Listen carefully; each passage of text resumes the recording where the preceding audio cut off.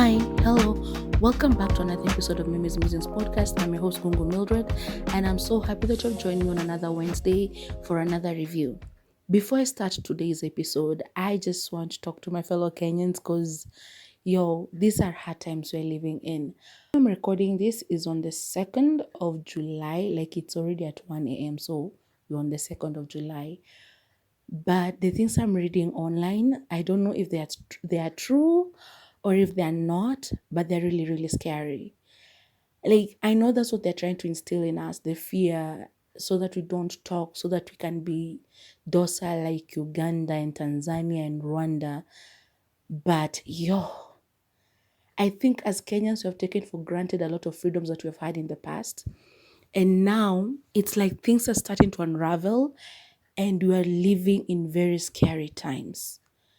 Like, Kenya, we've enjoyed peace for such a long time. And I've always taken it for granted. Like, I know corruption is something that has existed since I was a kid. I used to hear about corruption since I was a child. But now it has gotten, like, it's being done in front of our eyes and we're being made to be scared of even talking about it. Like, tutakuwa kama Tanzania.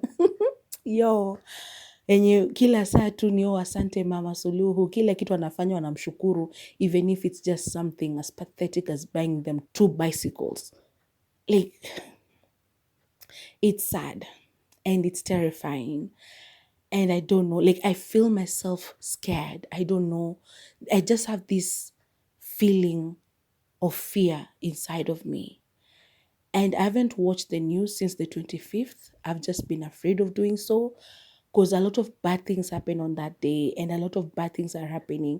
I've limited my time online. Like, I go there for just a short time just to catch up on what's happening around the world so that kitu isifanyike Kenya and I'm totally on the dark. I have to know what's happening, but I'm limiting myself so much, and I hope that you guys are doing the same just for your mental health, because these are very, very dark times.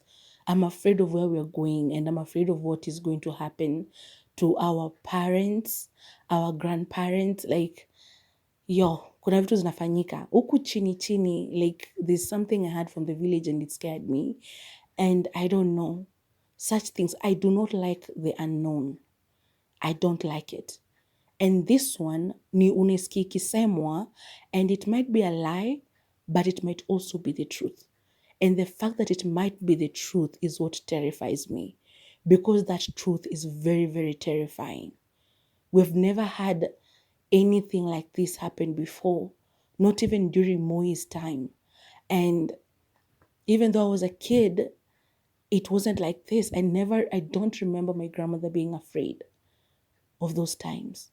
We were just living in Kenya and we were Kenyans and things were happening the way they were happening, but people weren't as afraid as they are now. And I know a lot of people are taking this thing as on a light note and they're behaving as if, everything is going to be okay. And maybe it will. I'm praying to God that it will be. But if you're not afraid, I hope that you start being, because we are living in very dangerous times in our country.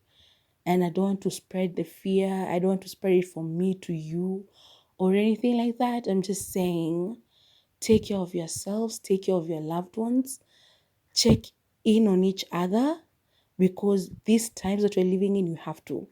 Usione mtu amenyamaza for like a week, unashindwa kwani what's up. Just be like, hey, how are you? Umekuwa aje? Because they might no longer be there. They might be dead. They might be abducted. They might be, I don't know, kidnapped. I don't know. Something bad could have happened to them.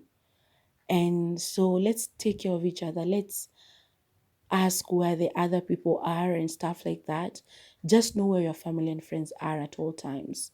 Ukisikia kuna vita area flani and you have your relatives living on that side, call them to ask like, hey, mnaendeleaje? Are you still there? I heard there were some gunshots on those sides that you live at. Kukwaje? Are you guys okay? And when there are gunshots, please tell people to stay indoors. Like, somebody was shot. He was standing on his balcony and he was shot dead.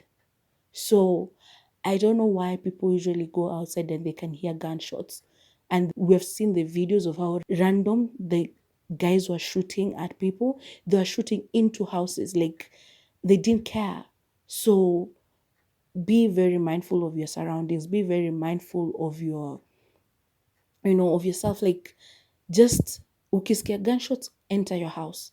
Wacha ipite kukute ikupate, fine, but usitoke kusimama kwa balcony to check what's happening, because I just want us to survive these times. I don't know how it's going to end.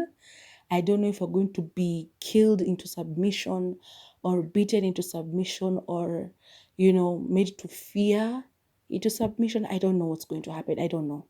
But Kenyans, we are strong, and I hope that you're going to fight it. Whatever it is that you're meant to fight, I hope that you're going to do it, and that we'll win by God's grace. Because that's all I can say. I've never been as afraid of living in this country as I am right now, honestly. That's a fact. And I'm not just afraid for me, I'm afraid for all of us. Well, the poor people, the working class people, the people who cannot afford, life as it is right now, because there are no jobs. And there's no way we are going to survive this if we do not stand with each other and just listen to ourselves and know that maybe someday things are going to work out. I found myself praying for Kenya more than I ever did. As I said, we have taken advantage of the Kenya's peaceful situation for many, many years. Like, I see people talking trash about Kenya because wanaona huko majuu ni better kuliko hapa. But I'm telling you, it's until you go outside there. Yes, they have developments, they have buildings, they have water and good roads, and everything seems to be working for them. But as a Kenyan, Kenya is the best place for you, honestly speaking. Yes, you'll go out there and you'll make the money, but it's money that you're supposed to come and invest back home. But saizi unaona, you come and invest back home, alafu one day you wake up and there are police in your area telling you to leave because your land si yenyu, hamna title deeds. And it's you were born and that land was there, left great-great-grandpa, and now you're being asked to leave. And you are like, what do you mean? So what are we supposed to do? Where are we supposed to invest? Hata watu wanaambiwa waende wakafanya kazi Saudia, wanashindwa wakitumwa nje ya Kenya. When you go and work there, then come back, what are you coming back to? How can you be assured of the fact that you will buy that land, you'll buy that property, you'll create that business, and it's going to be yours at the end of the day? If there's somebody who has the power to just come and tell you, leave, because I said so, otherwise I'm going to kill you. I don't know, as I said, I've never been afraid as I am right now. I really am. And I pray to God that we survive this. That whatever is going to happen, we'll survive this. And that Kenya won't end up like Uganda or Tanzania, where we have been minimized to cowards. People who cannot speak, people who cannot do anything for their country other than just sit and say yes, yes, yes, and thank you, even though we are being hurt and offended and killed and all of that. Like, whatever they throw at us, we just say thank you. I pray to God that that is not Kenya. I really do. So yeah, I hope that you pray for our country wherever you are. I pray that you stand with every person who's been, hurt during these fights, who's been killed. Like, stand with their families. Boniface just died. Hey. Well, as I said again, and I'll repeat it, I've never been as afraid as I am living in this country. So let's pray and let's hope for the best. Okay, guys? So yeah. On today's episode, I'm going to be giving a review of the movie Kambili, The Whole 30 Yards. Kambili, The Whole 30 Yards is a 2020 Nigerian rom-com directed by Kayode Kasum and produced by Kayode Kasum and Mimi Battles. The cast include Nancy Isime, she plays Kambili; Toyin Abraham, she plays Jessica; Venita Pofure, she plays Bayodun. Jide or Jide, I don't know. Kene Achufusi, he plays Chidi. Elvina Ibru, she plays Cynthia, that is Camille's mom. Mawuli Gava, I hated him on this movie, by the way. He plays John. Arukwe. Uzo Arukwe, he plays Bankole. And Koye Kikere Ekun, he's Biodun's fiance, amongst other cast members. Now, if you love spoilers like me, I urge you to continue watching this. If you do not like spoilers, please, please, please leave. Go to Netflix, watch the full movie, and then come back, listen, watch this review, and then tell me what you think. If you agree with me or if you do not, okay? Because this is your official spoiler alert. Now, Kambili, the whole 30 yards is about this lady, Kambili. She's turning 29 years old and she has this idea of wanting to get married before she turns 30. So we start with her. She's at her apartment or home, let's say, and she keeps getting late for work. Like she wakes up, her alarm goes off, and I don't know, she's a very, very messy girl because her bedroom is full of clothes all over the place. She removes them from the wardrobe and just throws them all over the house, which is crazy. I was watching that and I was like, what the hell? I could never live in such a home. Like, I know I have my lazy moments where, like, especially after I've done laundry, I don't want to like kunja them and put them away and stuff like that. But I've never been that messy, like ever. So she was so messy and she doesn't know where her shoes are. They're under the pile of clothes on her bed, on the floor. Like wherever her clothes landed, that's where they will stay. So if they landed on the floor, that's where they will be. If they landed on the bed, that's where they will be. She'll come, move them aside, sleep, wake up, move on with her life. Her laptop will be under the clothes as well. Like she was very, very messy. And every time she got to work, she was late. This girl, one time, she's going into work and she's in a taxi. She sees these beautiful shoes through the window, like kwa shop. And she asked the taxi driver to stop so that she can go and get the shoes. And she's supposed to be going to work. So the taxi guy goes like, no, I cannot do that. I have other things to do. So she still pays the guy and leaves the car, goes and gets the shoes. She doesn't even know how to be responsible with her money because how are you doing that? In Nigeria, I thought that people pay rent throughout the year. But somehow she was paying rent in a different way because I did not understand why she hadn't paid her rent yet. Or she was saving for it, I don't know. So all of these things that she's doing, getting late to work, being, very, I don't know how to call it, very responsible. Her boss notices. And one time she calls her to the office and she's like, you're suspended because why were you late? And she tries to come up with a reason, blah, blah, blah. The boss is like, no, you're suspended. So during her suspension, she goes home and her boyfriend, this is John, played by Wooly Gava. That's why I said like I didn't like him in this movie.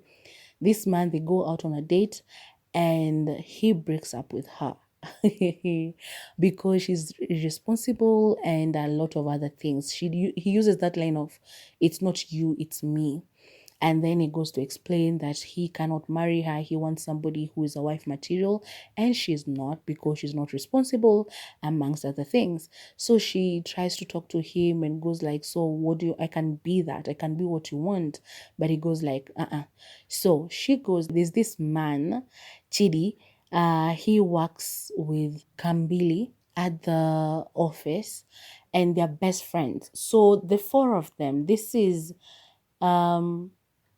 Biodun or Biodun, Kambili, John, Chidi, and I don't remember the guy's screen name, but Koye Kekere Ekun's character, because he's engaged to Biodun.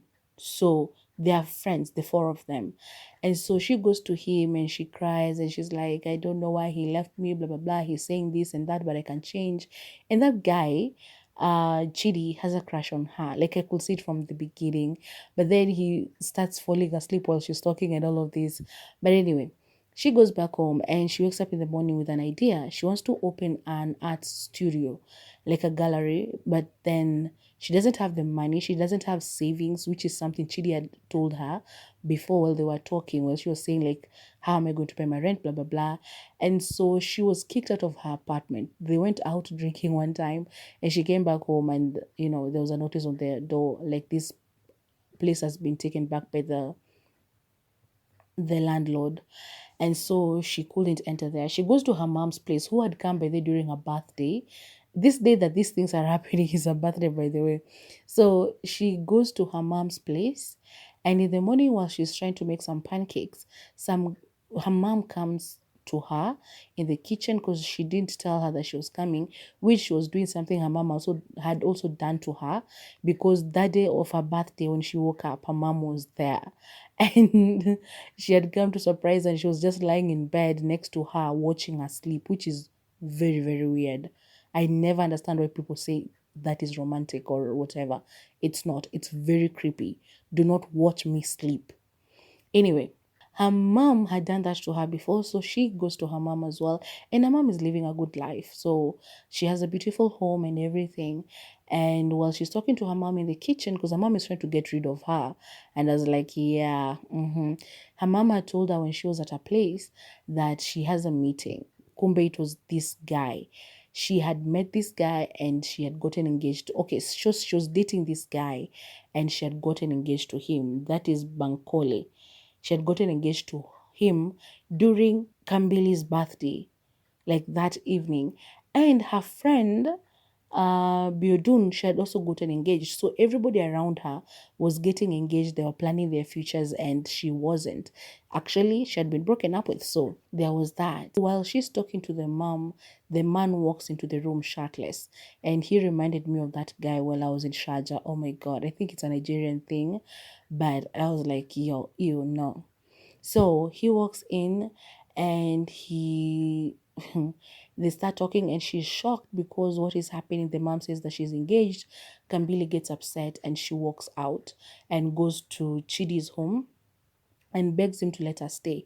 Chidi's girlfriend is Linda. She doesn't stay around, but I think she travels for work or something, and she comes every once in a while. Linda does not like Kambili because I think every woman has a sixth sense. She knew there was something more between her man, this is Chidi, and Kambili.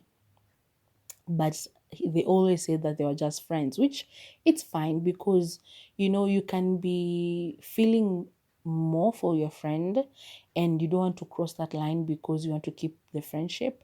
So you try dating, you try to move on, and you feel like, if you can move on with somebody else. But this one wasn't just working because he would stare at her whenever she wasn't staring at him, and it was just like, it's so obvious this guy is fallen for his friend and there's nothing he's going to do about it. This Linda is just wasting her time.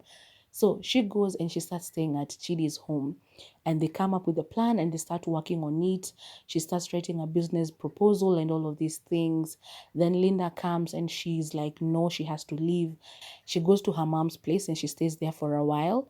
She was still being indifferent to her mom and to Bankole because she was upset that the mom had gotten engaged and she hadn't told her that she was even dating. So yeah, and I agreed because Bankole had kids, two kids, and Cynthia, this is Kambili's mom, had already met them. So imagine you being surprised by your mom, like, yeah, I'm engaged, and you never even knew that she was dating in the first place. And she has already met this guy's children, but you didn't know he even existed. So I understood where Kambili was coming from, and it does not matter. You can say that she's old enough, she should move on, but no. I was like, I agree. There's some things that you just have to tell your children before you do them because, like, it's not asking for permission, but just keep them in the know. So anyway, she was still behaving indifferent with the mom and Bankole, but then eventually she came to talk to him because he helped her with a business proposal, and she finally ended up opening the gallery, which was very good. So her friends, all of them came and they were there. This guy, John, had already moved on, by the way. Kambili had met him twice with another woman. So there's this time she was out with a guy. She was trying to date other people, and she was out on a date, and this guy walked in, John, and some other chick. And so she tried to flirt, like Kambili was like, hey, John, because she was still in love with him. I don't know why, but she was. And then that other girl walked in and they started kissing in front of, like, it was just weird. And then some other time during her birthday, again, that same day on her birthday, like a lot of things happened on this day. On her birthday, again, this guy was there where they went to have dinner with her friends, and John was there with that same chick. So during this art gallery opening, John walks in by himself. And when Kambili tries to ask him like why is she, he goes like, don't talk to me about other women when I'm with you. You know, like it's not okay. I don't want to talk about her. And I'm like, huh? Now he wants her back because she has shown that she can be responsible. And he's calling her babe already and talking down on Chidi, calling him Chimi or something like that. And I was like, yo, this is not the guy that I loved on Just in Time. Because what I know he's an actor and he has to diversify, but yo, he's too handsome to be that mean. I mean, I was very upset with him as a character and him just for taking that role. I didn't like it. He was very narcissistic and misogynistic and all of the bad things that a man can be to a woman. Like he was so, so bad. So they go during this art gallery. Her friends are there and they have come to support her, and they have organized like they can go and have drinks afterwards to celebrate the art gallery opening. But then this man takes dominance and is like, no, you can go and spend time with me, you can go celebrate. And she takes his side, and all of a sudden they're back together. This man, I got so upset with her, but I understand that's the plot of the movie. But yo, I was so upset. I was like, what did you just do? How could you let go of your friends who were there for you when you needed the help? And now this man has miraculously come back from wherever he had gone, dating other people, and now he's come to want you back because now you've made yourself. Like, so anyway, one of those times that they're together, this girl still wants marriage. So she tells him that I want to get married before I'm 30 and I'm 29. I just turned 29 and I want us to get married before I'm 30. And the guy goes like, yeah, but I'm not ready. You know, we cannot force these things. We have just gotten our life back together. Then, you know, that cannot be blah, blah, blah. And she goes like, but I want to. He says, like, I know I say that because, you know, I have my mother's ring, but then it's just not okay, blah, blah, blah. She ends up taking the ring because she had taken it and put it on her side of the bed, like the drawer beside her side of the bed or whatever. And she takes it out and she gives it to him. And he does not even propose. He just hands it over reluctantly. And she's so happy. She screams and she's happy. Her friends call her. She does not answer because this guy is narcissistic. She does not allow her to answer the phone. And she doesn't even fight for them. So she goes to meet up with them to tell them that she's gotten engaged, and they're like, yeah, we don't care. Chidi had an argument with his girlfriend Linda because of Kambili, and even tried to call Kambili afterwards, and she just didn't care. She didn't answer the phone. Her other best friend Beodun were having fights with the fiance, and again, Kambili wasn't there. So when she announces that she's gotten engaged, all of them go like off on her, and especially Bayodun, she tells her some truth that she needed to hear. Like, you are never there for us when we need you, but when you have your troubles, you come to us and we're there for you. But then when things go okay with you, especially with you and John, you disappear and you leave us behind. I had problems, you weren't there. And at this time, because Chidi's also broken up with his girlfriend, he's there and his side is just keeping quiet, but he's upset. Of course, he's upset with her, but he doesn't say anything. So she takes the high road, of course, and she walks out after saying some nasty things and she walks away. And then she goes back to that guy and she goes back to work. So her suspension has ended and she goes back to work. And I'm like, why is she going back to work?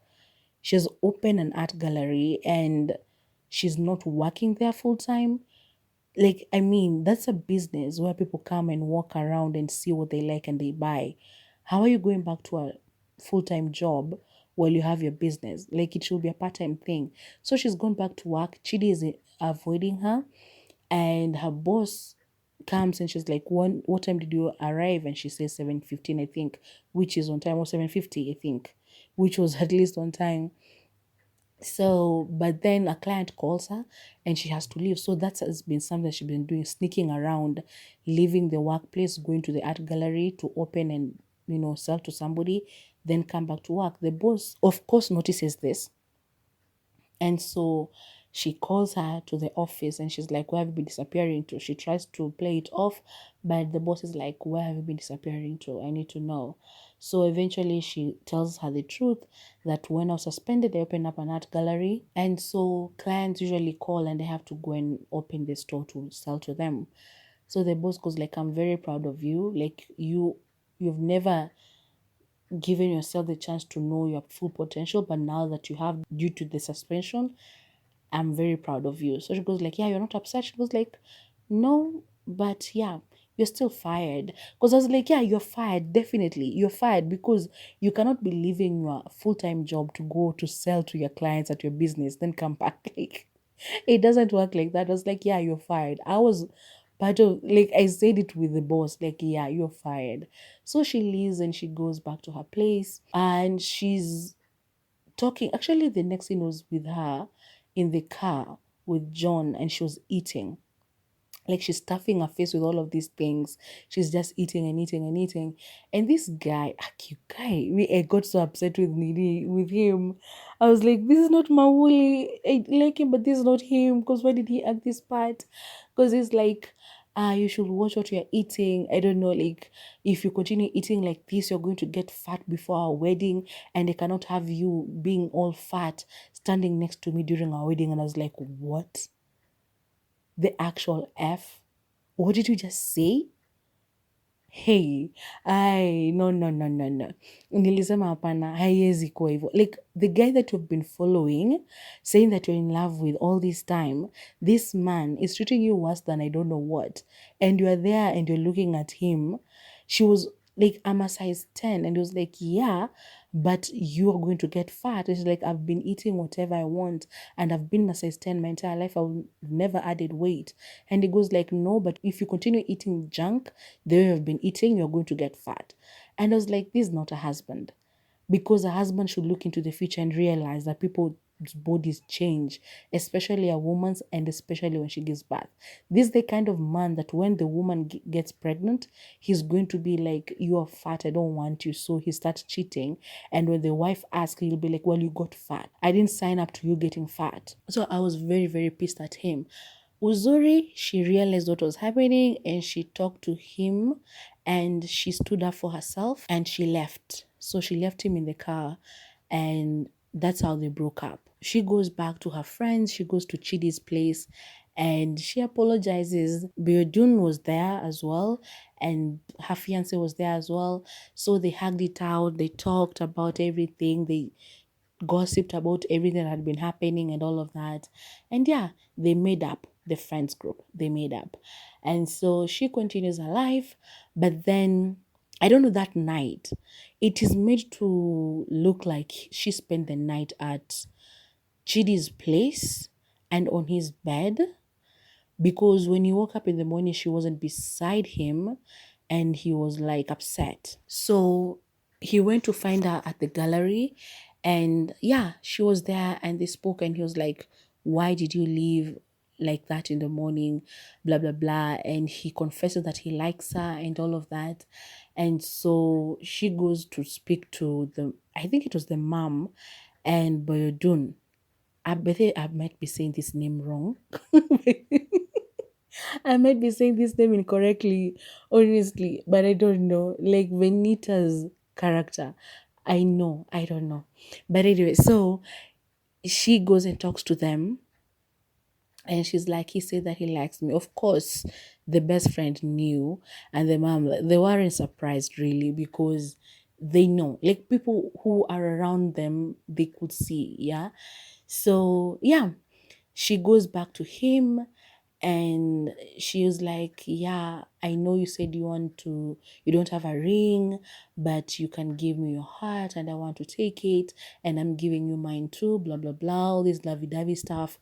And yeah, they end up, kissing. Actually, he tries to bluff with something, but then they end up kissing and everything is good.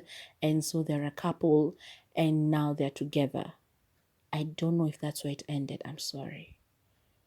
But yeah, they were together. I told you, I don't know how I usually remember the whole movie, but then I forget the ending. I have just never understood why. I don't know. Like, I don't know. Maybe I have short term memory loss. I don't know.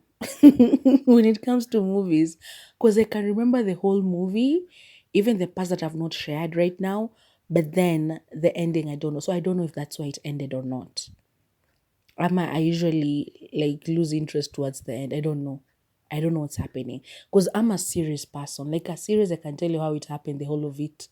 But then movies, I don't know.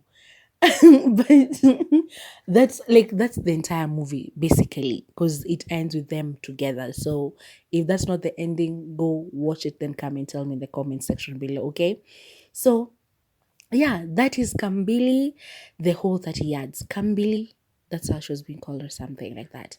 So it was a good movie. I loved it.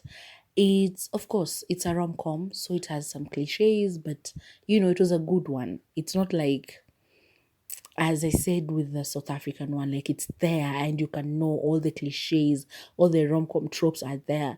So this one, of course, it was there. Like the guy is in love with the best friend, but he's not saying, and then he does confess at the end, blah, blah, blah. All of those things, they have been done before. They will be done in the future. As I said, there's nothing new under the sun. So yeah, we watch as long as it has been redone in a tasteful way, like I believe this one was. Yeah, you just tend to love it.